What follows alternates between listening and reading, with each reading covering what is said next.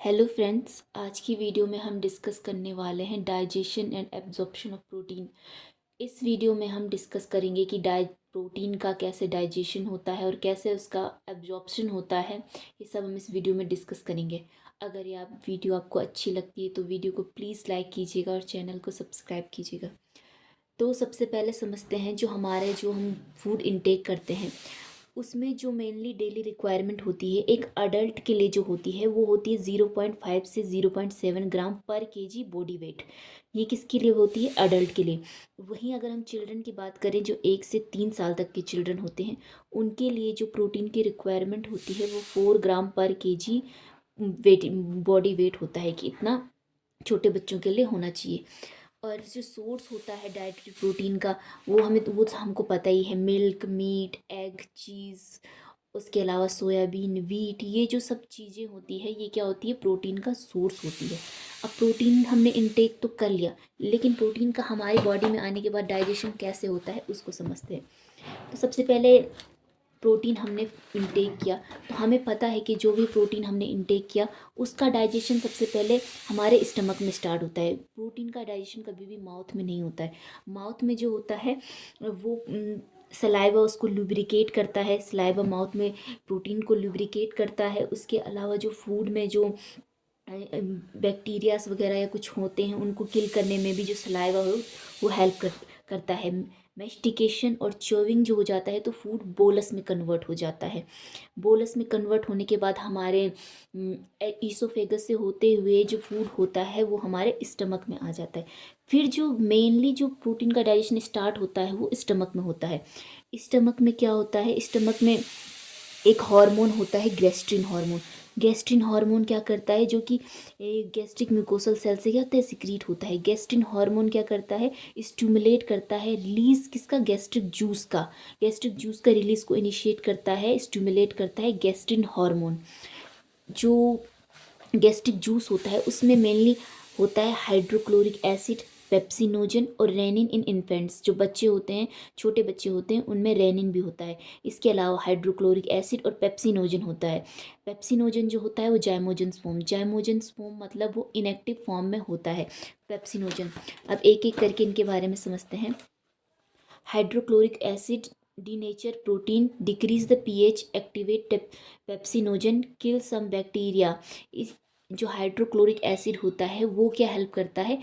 वो जो फूड हमने लिया है, वो जो प्रोटीन ने इस फूड हमने लिया है उसमें क्या करता है? उसमें प्रोटीन को डीनेचर करते हैं। उसके अलावा जो प्रोटीन होता है उसके पीएच को डिक्रीज कर देता है। और साथ ही में जो पेप्सिनोजन होता है उसको एक्टिवेट कर देता है पेप्सिन फॉर्म में। जो जाइमोजन फॉर्म है पेप्सिनोजन का, उसको पेप्सिन में एक्टिवेट कर देता है। पेप्सिनोजन क्या होता है? पेप्सिनोजन जो होता है वो चीफ सेल से सिक्रीट होता है। जो हमारी गैस्ट्रिक जो हमारा जो स्टमक होता है उसकी जो लाइनिंग होती है उसमें डिफरेंट टाइप की सेल होती है। पेराइटल सेल होती है, डेल्टा सेल होती है, चीफ सेल होती है। जो पेप्सिनोजन होता है उसका सिक्रीशन चीफ सेल से होता है। पेप्सिनोजन जो होता है वो जाइमोजन फॉर्म से वो कन्वर्ट हो जाता है पेप्सिन में। किसकी हेल्प से? HCl की हेल्प से। HCl हेल्प करता है पेप्सिनोजन को पेप्सिन में कन्वर्ट होने के लिए। पेप्सिनोजन जो क्या है? एंडोपेप्टिडेज है। एंडोपेप्टिडेज है मतलब मान लीजिए प्रोटीन है, इसमें अमाइनो एसिड है। तो प्रोटीन में हमें पता है एक एन टर्मिनल होता है, एक सी टर्मिनल होता है। इसमें एक अमाइन ग्रुप होता है, एक कार्बोक्सिल ग्रुप होता है।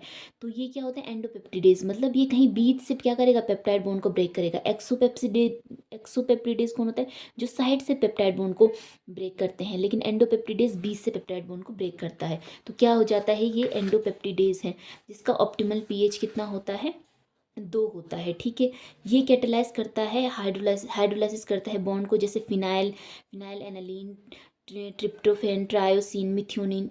ऐसे जो अमाइनो एसिड है उनके पेप्टाइड बॉन्ड को ब्रेक करने में पेप्सिनोजन हेल्प करता है। तो देखिए पेप्सिनोजन पेप्सिन में कन्वर्ट होता है HCl की हेल्प से।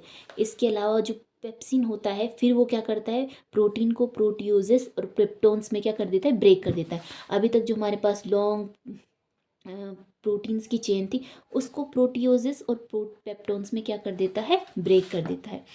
अब बात करते हैं रेनिन की। रेनिन को क्या कहते हैं, काइमोसिन भी कहते हैं इसको, और ये फाउंड होता है किसके, इन्फेंट यानी बच्चों के, चिल्ड्रन के क्या होता है, ये जो स्टमक है उसमें फाउंड होता है। रेनिन क्या होता है, किस में हेल्प करता है, कर्डलिंग ऑफ मिल्क, मिल्क का क्या है, दूध बनने में हेल्प करता है। इसीलिए आप देखते हैं जब कभी बच्चों को उल्टी होती है तो उनका जो उल्टी में जो दूध निकालते हैं उसमें स्मेल सी आती है और वो एकदम दही जैसा होता है, क्योंकि उनकी बॉडी में रेनिन नाम का क्या होता है, एंजाइम होता है, जो कि क्या कर देता है, दूध की कर्डलिंग कर लेता है। इसी वजह से वो जो उनका जो उल्टी बाहर निकलती है, जो वोमिटिंग करते हैं, वो क्या होती है, कर्ड जैसी होती है। ये क्या होता है, ये कन्वर्ट कर देता है मिल्क प्रोटीन कैसीन को कैल्शियम पैरा कैसिनेट में, कौन, rennin enzyme, which can be effectively digested by pepsin, जो कि पेप्सिन क्या कर देता है, उसको डाइजेस्ट करने में भी हेल्प करता है। Rennin absent in adult, rennin क्या होता है, जो अडल्ट होते हैं उनमें अपसेंट होता है। पेनक्रियाटिक डाइजेशन ऑफ प्रोटीन, हमें पता है कि हमारे स्टमक में जो डाइजेशन होना था हो गया, उसके बाद क्या होता है, पेनक्रियाज जो होता है उसे कंप्लीट डाइजेस्टिव जूस भी कहते हैं, क्योंकि ये सबके डाइजेशन में क्या करता है, हेल्प करता है। पेनक्रियाज से जो जूस निकलता है वो डिओडिनम में आ जाता है। तो पेनक्रियाटिक जूस कौन कौन से हैं जो प्रोटीन के डाइजेशन में हेल्प करते हैं, उसके बारे में बात करते हैं। The optimal pH of for the activity of pancreatic enzyme is provided by the alkaline bile and pancreatic juice। जो पेनक्रियाटिक एंजाइम्स होते हैं वो क्या होते हैं, इनएक्टिव यानी जैमोजेंस फॉर्म में होते हैं। वो एक्टिवेट होते हैं जब उन्हें एक ऑप्टिमल पीएच मिल जाता है, उसके बाद क्या हो जाती है, एक्टिवेट हो जाते हैं। The secretion of pancreatic juice is stimulated by the peptide hormone cholecystokinin और पेनक्रियोजाइनिन। चोलेसिस्टेकिनिन और पेनक्रियोजाइनिन दो हॉर्मोन्स होते हैं जो कि क्या करते हैं, पेनक्रियाटिक हॉर्मोन्स को या पेनक्रियाटिक एंजाइम्स को क्या करते हैं, स्टिमुलेट करते हैं, उनके सिक्रीशन को, पेनक्रियाटिक जूस के सिक्रीशन को स्टिमुलेट करते हैं। ठीक है, तो पेनक्रियाटिक जूस कंटेन एंडोपेप्टिडेज, अभी एंडोपेप्टिडेज बताया कि वो क्या करता है, बीज से क्या करता है, पेप्टाइड बॉन्ड को ब्रेक करेगा। कौन कौन से हैं, ट्रिप्सिन, काइमोट्रिप्सिन, इलास्टेज, कार्बोक्सीपेप्टिडेज, ये चार क्या है, पेनक्रियाटिक जूस हैं जो कि क्या करते हैं, प्रोटीन डाइजेशन में हेल्प करते हैं। तो सबसे पहले बात करते हैं ट्रिप्सिन की। सिक्रीटेड इन जैमोजेंस फॉर्म ट्रिप्सिनोजन, ट्रिप्सिनोजन जो होता है इसकी क्या है, जैमोजेंस फॉर्म होती है, activated by enterokinase and trypsin itself. जो ट्रिप्सिनोजन है वो ट्रिप्सिन में कन्वर्ट होता है इंटेरोकाइनेस की हेल्प से, या फिर ट्रिप्सिन खुद भी उसको हेल्प एक्टिवेट करने में हेल्प करता है। Specific for cleaving peptide bond contributed bye lysine, arginine और बेसिक अमाइनो एसिड। जो ट्रिप्सिन है वो बेसिक अमाइनो एसिड के में जो पेप्टाइड बॉन्ड है उनको ब्रेक करने में क्या करता है, हेल्प करता है। Act on the zymogens form of other pancreatic enzyme and activate them. Trypsin इसीलिए इंपॉर्टेंट नहीं है कि केवल अपने को ही एक्टिवेट करता है या फिर खुद इंटेरोकाइनेस से एक्टिवेटेड होता है, बल्कि ट्रिप्सिन और जो जाइमोजेंस फॉर्म होती है पेनक्रियाटिक डाइजेस्टिव जूस के जो एंजाइम्स है उनको भी एक्टिवेट करता है। जैसे ये क्या है, ट्रिप्सिनोजन इंटेरोकाइनेस से ट्रिप्सिन में कन्वर्ट हुआ, उसके अलावा वो काइमोट्रिप्सिनोजन को भी काइमोट्रिप्सिन में कन्वर्ट करता है। इसके अलावा प्रो इलास्टेज को भी इलास्टेज में कन्वर्ट करता है। फिर पेनक्रियाटिक पेप्टिडेज को भी कार्बोक्सी पेप्टिडेज को भी कार्बोक्सी पेप्टिडेज में ट्रिप्सिन क्या करता है, कन्वर्ट करता है, मतलब उनकी जाइमोजन फॉर्म से उनको एक्टिव फॉर्म में कन्वर्ट करता है। तो ये थी ट्रिप्सिन की बात। अब करते हैं काइमोट्रिप्सिन की बात।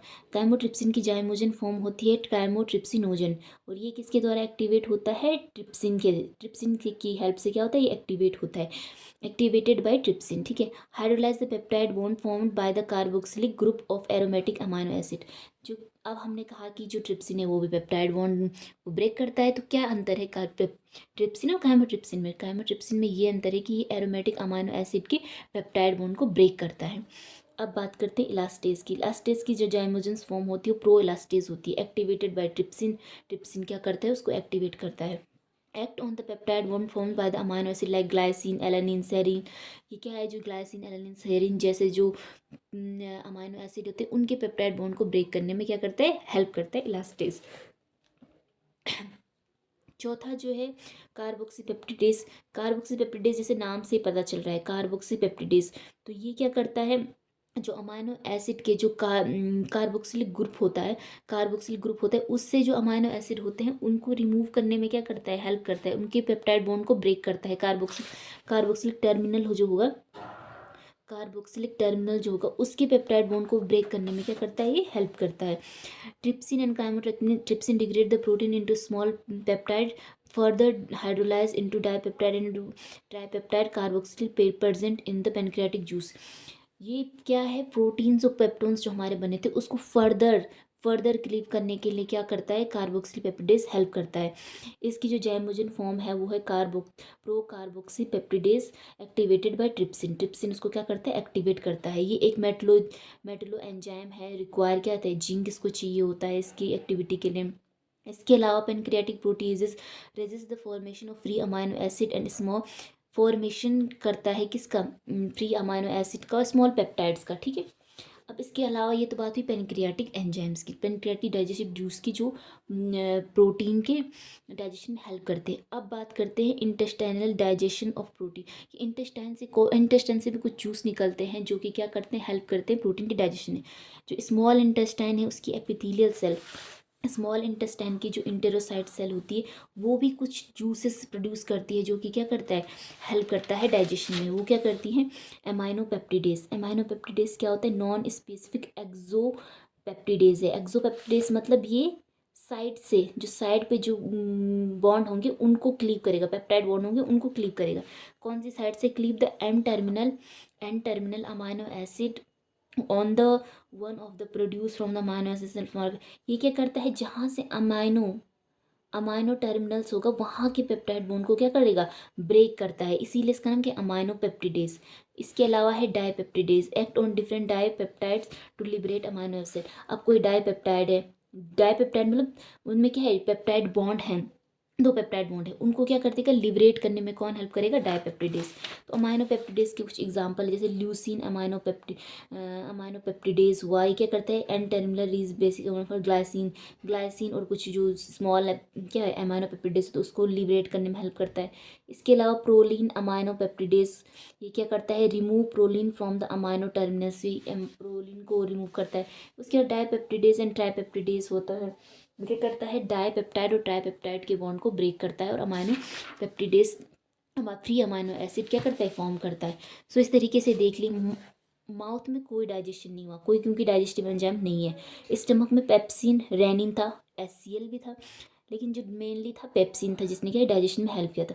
पेनक्रियास से क्या था, ट्रिप्सिन, काइमोट्रिप्सिन, इलास्टेज और कार्बोक्सीपेप्टिडेज था जिन्होंने डाइजेशन में हेल्प किया। इसके अलावा इंटेस्टाइन में क्या था, इंटेस्टाइन में अमाइनोपेप्टिडेज था, डाइपेप्टिडेज था जिन्होंने डाइजेशन में हेल्प किया। तो मेरे हिसाब से आज के लिए बहुत है। एब्जॉर्प्शन नहीं तो वीडियो बहुत ज़्यादा बड़ी हो जाएगी, तो एब्जॉर्प्शन है जो अमाइनो एसिड का उसको हम सेकंड वीडियो में डिस्कस करेंगे। सो आज के लिए इतना ही। अगर आपको वीडियो पसंद आती है तो वीडियो को प्लीज़ लाइक कीजिए और चैनल को सब्सक्राइब कीजिएगा। Thank you.